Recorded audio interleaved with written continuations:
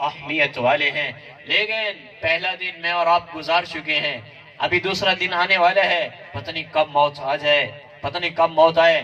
لیکن بھائیو، اس دن کو خوبصورت بنانے کے لیے میں آپ سے درخواست کر رہا ہوں، اپنا ماحول بدلو، نیک لوگوں کے پاس آ جاؤ، اپنی زندگیوں کا رخ بدلو، ہر پل دل میں دیکھو اللہ ہے، اللہ تمہارے ساتھ ہے۔ اپنے من کو ٹٹولتے رہا کرو، اندر جھانکتے رہا کرو، کھریدتے رہا کرو، کہیں اللہ کا غیر تو نہیں گھس رہا، اور اگر اللہ کا غیر آتا ہے نکال کے باہر پھینک دو۔ صرف اللہ کی محبت، اس کے رسول کی محبت اپنے دلوں میں اتارو۔ اللہ کی قسم یہ تینوں دن ہمارے لیے خوبصورت بن جائیں گے۔ تو حضرت محمد صلی اللہ علیہ وآلہ وسلم امت پہ بڑے شفیق، بڑے مہربان، بڑے کریم، آپ نے ایک ایک امتی کے لیے راتوں کو اٹھ کے اللہ کے سامنے آہوزاری کی۔ آپ سجدے میں گئے ایک دفعہ، سردیوں کی رات تھی، امی عائشہ رضی اللہ تعالیٰ عنہ پیچھے تھی بیٹھی ہوئی، تو اللہ کے نبی سجدے میں گئے اور آپ نے سر نہیں اٹھایا، بڑی دیر ہو گئی، سر نہیں اٹھایا تو پریشان ہو گئی، خیر تو ہے، کہیں اللہ کے نبی رخصت تو نہیں کر گئے۔ فرماتی میں قریب گئی، جا کر دیکھا سارا مسلح آنسوں سے تر تھا، اور آپ کے سینے مبارک سے ہنڈیا کے کھولنے کی آواز، ایک کنینی جلے ابالے لیندی پانی جیسے ابالتا ہے تو ایک آواز آتی ہے۔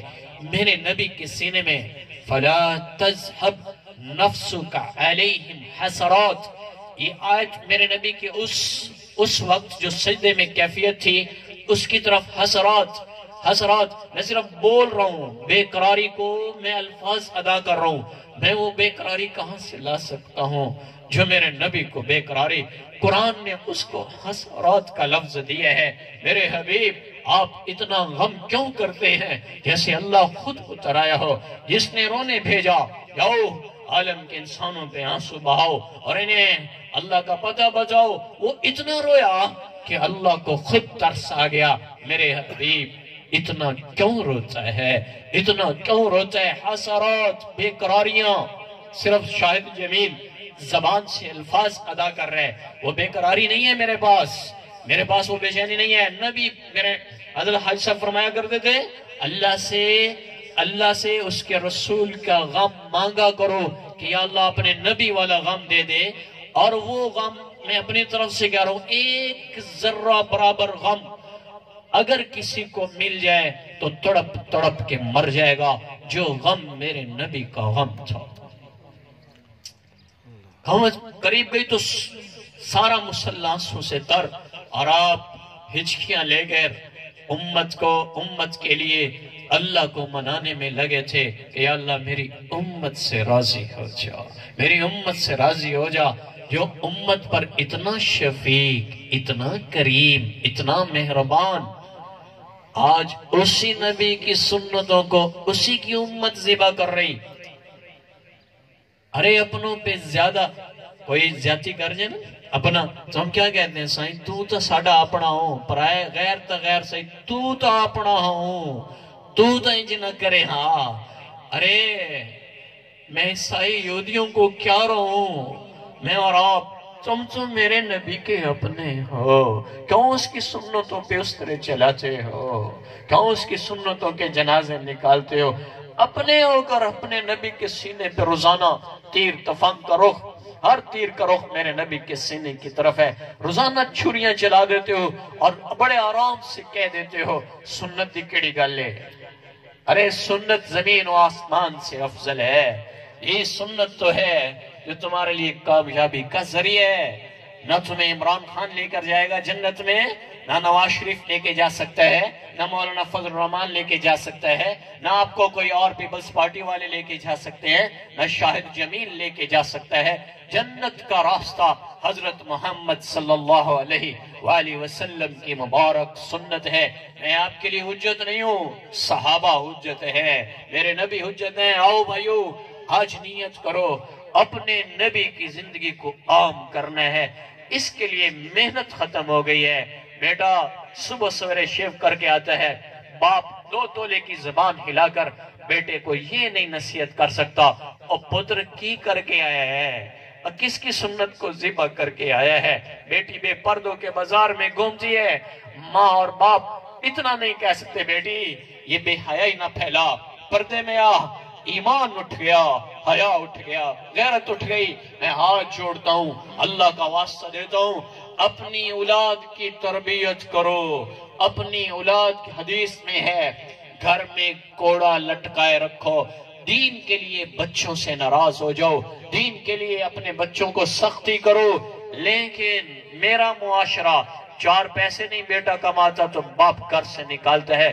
کتنے باپ ہیں جن کی اولاد سنتوں کو ذبح کرتی ہے اور باپ کہے بیٹا اگر تو یہ سنت زندہ نہیں کرے گا تو میرے گھر میں آنے کی ضرورت نہیں۔ کوئی ایسا باپ دکھاؤ۔ ہائے جنگ کے میدان میں ابو بکر رضی اللہ عنہ کا بیٹا سامنے آیا، ابھی ایمان نہیں لایا، تو باپ سامنے آ گیا۔ حضرت ابو بکر رضی اللہ عنہ کو پتہ نہیں چلا، بعد میں لڑائی سے گھر آ گئے تو بیٹا کہنے لگا ابا آج آپ میری تلوار کے نیچے آئے تھے لیکن میں نے باپ سمجھ کے آپ کو چھوڑ دیا۔ تو فوراً فرمایا بیٹا اگر تو میری تلوار کے نیچے آتا تو اپنے نبی کی دین کی خاطر میں تیری گردن اڑا دیتا۔ پیار اس کو نہیں کہتے کہ وہ تمہارے نبی کی سنت ذبح کر رہے ہو، تمہارا حیا چھین رہے ہو اور تم کہہ رہے ہو جی سائیں بچے نانا بالن ٹھیک ہو جاسن۔